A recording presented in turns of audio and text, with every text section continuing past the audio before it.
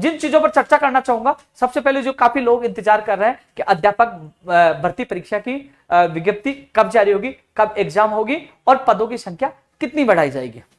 साथियों से गौर से सुनना, कुछ ऐसे समाज कंटक व्यक्ति हैं जो बिल में छुप जाते हैं जब राजस्थान के बेरोजगार जब दुखी और परेशान होते हैं। जब हम गुजरात में थे तब आया कि 6000 पद कम कर दिए गए घोषणा के बावजूद भी, तब कोई भी इस मायूस उदास पीड़ित बेरोजगार के लिए सड़कों पे नहीं उतरा, क्योंकि ये भर्ती रद्द होने से पहले ही दुखी थे।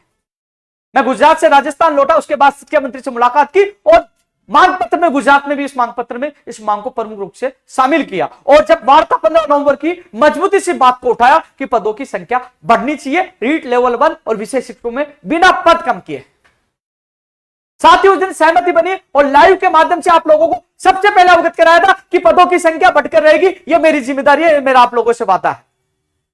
उस समय यह तय हुआ था। आप मेरा वीडियो, मेरा लाइव भी देखना और मीडिया की न्यूज भी देखना। उस समय मैंने कहा था, उन्होंने कहा कि डीपीसी के होगी और डीपीसी के बाद जो पदों की सूचना आएगी उसके बाद हम पद बनाएंगे। 4500 पदों पर सैद्धांतिक सहमति बनी थी और जो वर्तमान में जो पद खाली है उसका हम परीक्षण करवा रहे हैं। तो परीक्षण करवाने के बाद 1500 पद उनको उपलब्ध मिले। 1500 पदों की जो वित्तीय स्वीकृति के लिए, जो सैद्धांतिक सहमति के लिए वो फाइल चल चुकी है। इनकी 1500 पद बढ़ेंगे, लेकिन 4500 पदों पर सहमति बनी थी, उसके लिए अभी भी आंदोलन है। कल सुबह हम लोग 10:30 बजे कर्मचारी चयन बोर्ड जा रहे हैं कि विज्ञप्ति जारी की जाए और परीक्षा तिथि भी बताई जाए कि फरवरी एंड में होगी या मार्च में होगी। कब होगी आप बताओ, क्योंकि 4-5 फरवरी को एग्जाम नहीं होगी। लेकिन हम कह रहे हैं कि परीक्षा तिथि बताए, विज्ञप्ति भी जारी करें। लेकिन अब कई लोग कह रहे हैं कि हां, आप पद बढ़ाने की मांग वहां क्यों कर रहे हो?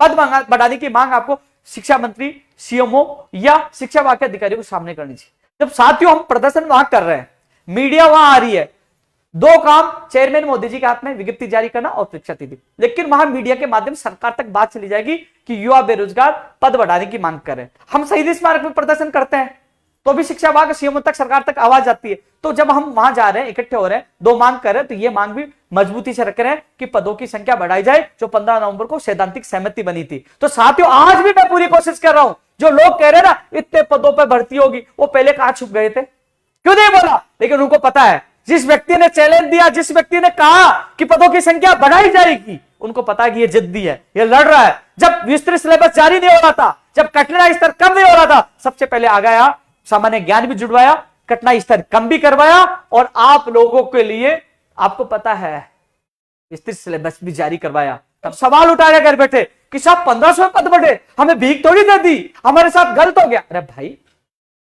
रजाई से बाहर तो निकल। ये तो आके मैं चिल्ला के ये मांग पत्र में शामिल करके वार्ता करके 1500 पद तो बढ़वाए आपके, आप 15 पद बढ़वा के देगी घर से निकलकर।